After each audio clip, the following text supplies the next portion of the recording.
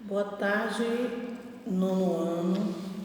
Vamos falar aqui um pouquinho sobre o que vai acontecer durante a prova global, que a nossa será sexta-feira que vem. Os conteúdos já foram bem mastigados, vocês sabem. Tenho certeza que todos já aprenderam os dois tipos, que vai ser as orações subordinadas adverbiais e figuras de sintaxe. Não vai ter mais textos, porque vocês já fizeram uma prova parcial só com interpretação, certo? Por sinal, muito bom. Faltou uma aluna a fazer a prova. Se ela fizer agora a global, eu vou dar a mesma nota pela parcial, ok? A pessoa sabe quem foi que não fez, eu não vou citar nomes. Quem fez, quem participou foram ótimos, tiraram notas excelentes. Espero que agora com essa aqui da global também vocês façam. Lembrar que também tem tempo determinado. E eu vou diminuir o tempo, viu, gente? Vou diminuir o tempo, embora seja um conteúdo mais complicado, eu vou diminuir o tempo, porque está sendo muito rápido, estão passando muito rápido para a plataforma, enviando. Então, significa dizer que vocês aprenderam bem direitinho, então vai ser mais rápido. No lugar de 25 minutos, vai ser 20 minutos. São 10 questões, 5 com relação a orações subordinadas adverbiais e 5 relacionadas às figuras de sintaxe. Vamos falar aqui um pouquinho sobre as orações subordinadas adverbiais.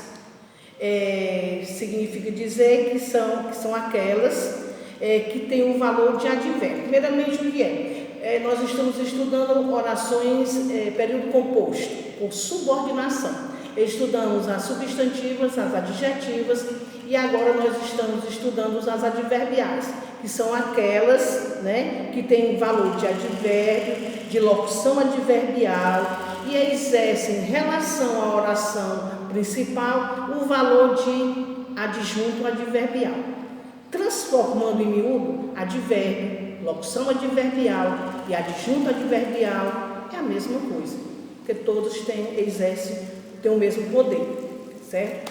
Só que tem as suas classificações e para saber classificar eu tenho que aprender as conjunções, que eu venho batendo nessa tecla há muito tempo. São 9 tipos de orações subordinadas adverbiais: temporais, condicionais, concessivas, proporcionais, causais, consecutivas, comparativas, conformativas e finais. Então, 9 tipos de conjunções, que não só uma de cada um. Digamos, as temporais tem as mais usadas: quando, enquanto, logo que, assim que, mal e etc. As condicionais, as mais usadas: se, caso, contanto que, desde que. Então, tem que estudar, não é? Para mim dizer assim, tá aqui a oração principal. Você já sabe que a oração principal é aquela que não tem a conjunção. Então, para me saber se não tem conjunção, eu tenho que saber das conjunções. E para me classificar a oração subordinada adverbial, eu tenho que saber se o quando, que tipo de conjunção é o quando? É temporal. Então, é oração subordinada adverbial temporal. Se eu disser, se tiver o mesmo que, meu Deus, mesmo que tipo de conjunção é o mesmo que? Como é que eu vou classificar? Como é que eu vou saber? Eu tenho que estudar e aprender. Então, ela é concessiva, essa oração subordinada adverbial concessiva. E assim por diante. Então, gente, não tem fórmula de um professor passar para vocês. O que vocês têm que fazer é aprender, certo? Vão ter 5 questões relacionadas a esse conteúdo. Orações subordinadas adverbiais. Pega a oração, divide. Cada verbo é uma oração. Observe, aquela que não tem conjunção é a principal. A que tem a conjunção é a oração subordinada adverbial que você irá classificar com um dos 9 tipos que vocês já viram, ok? O segundo assunto são figuras de sintaxe. O que são figuras de sintaxe? São recursos estilísticos usados para dar mais sonoridade, para dar mais expressividade ao termo que você está se referindo. Existe a elipse, a zeugma, a polissíndeto, pleonasmo, anáfora, inversão e silepse. Os nomes são tão difíceis, mas é bem fácil de você diferenciar uma da outra. Quando é que eu uso uma elipse,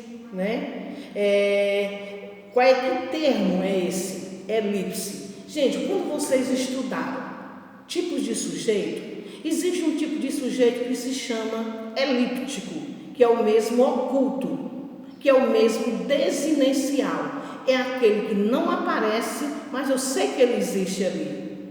Esse termo aí, dentro das figuras de sintaxe, é chamado de elipse.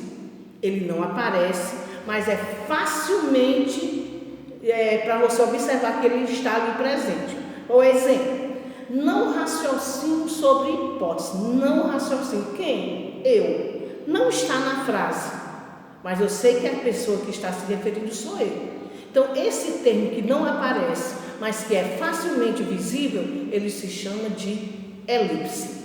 Não aparece, mas dá para você perceber que está ali.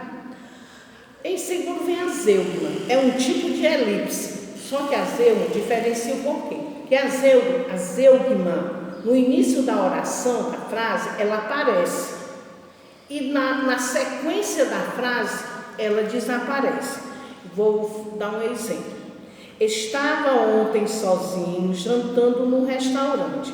Estava ontem sozinho, jantando no restaurante.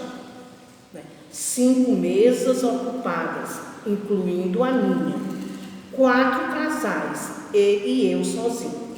Vamos ver quais foram os termos que foram omitidos na sequência, Então, estava ontem sozinho, jantando no restaurante. 5 mesas ocupadas, estavam ocupadas, incluindo a minha mesa. Estavam 4 casais e eu estava sozinho. Esses termos, o estava e mesa, foram omitidos na sequência porque fica muito mais coerente para uma leitura. Estava, fica muito repetitivo. Então, a zeugma serve para isso, para tirar essa repetição das palavras. Existe, mas elas são eliminadas no decorrer da oração, certo? Então, zeugma, o que é uma zeugma? É um termo que aparece no início da frase e, consequentemente, ela desaparece no final. É só você prestar atenção. Em seguida, vem a polissíndeto. Polissíndeto é o uso repetitivo da conjunção aditiva i, o ezinho sem acento. O izinho sem acento, que não é do verbo ser, é com acento, e sem acento a gente lê i, Você não é que é o i, é o e sem acento. É uma conjunção coordenativa aditiva que vocês já estudaram lá nas orações coordenadas. É o quê? O polissíndeto é essa repetição do i, quando eu digo: ponho no vento o ouvido e escuto a brisa, que brinca em teus cabelos e te alisa, pátria minha, e perfuma o teu chão. Essa repetição da conjunção i é chamada de polissíndeto. Mas quando eu elimino o i, quando eu digo: ponho no vento o ouvido, escuto a brisa, que brinca em teus cabelos, te alisa, pátria minha, perfuma o teu chão. Quando eu elimino o i, essa figura de sintaxe chama-se assíndeto. Polissíndeto, quando tem a repetição do i, do S sem acento, da conjunção, e a síntese quando ela é eliminada. Em seguida vem o pleonasmo. É a repetição de um meio, assim, que eu dou mais redundância, eu dou mais ênfase. Quando eu digo assim, chorei um pranto, logicamente você chora um pranto, mas não é errado você dizer, eu chorei um pranto, sofri com sofrimento alheio. Então, esses termos que dá mais redundância ao termo, ela é chamada de pleonasmo. Quando eu digo, sofri o pai com o sofrimento dos filhos, né? Então, esse termo aí de sofrer e sofrimento, sofrer é verbo, sofrimento já é substantivo. Então, são duas palavras de classes diferentes que têm o mesmo, no caso, tem o mesmo significado.